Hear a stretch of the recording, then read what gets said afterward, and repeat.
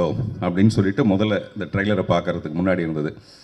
அப்புறம் இந்த மாதிரியான ஒரு டைட்டிலை செலக்ட் பண்ணணும்னா அந்த டைரக்டர் விஷால் வெங்கட் வந்து பெரிய குசும்பனாக இருக்கணும்னு நினைக்கிறேன்.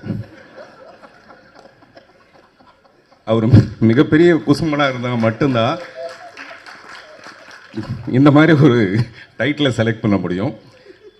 இந்த படத்தை தயாரிக்கணும்னா அந்த தயாரிப்பால் எவ்வளோ பெரிய குசும்பனாக இருக்க முடியும்.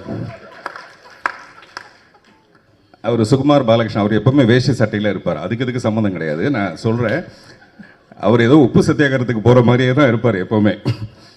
நான் அவரை பற்றி அப்புறம் பின்னாடி பேசலாம். இது நிறைய பின்னாடி பேசலான்னே வர வேண்டியதாக இருக்குதுங்க. எல்லா டைரக்டரும் அந்த முதல் படம் வந்து மூக்கு மேலே விரல் வைக்கிற மாதிரி அந்த டைரக்டர் பண்ணணுன்ற மாதிரி சொல்லுவாங்க. இந்த டைரக்டர் அந்த மாதிரியே ஒரு டைட்டில் வச்சுருக்காரு. ஆக்சுவலாக நான் ஒரு இங்கிலீஷ் படம்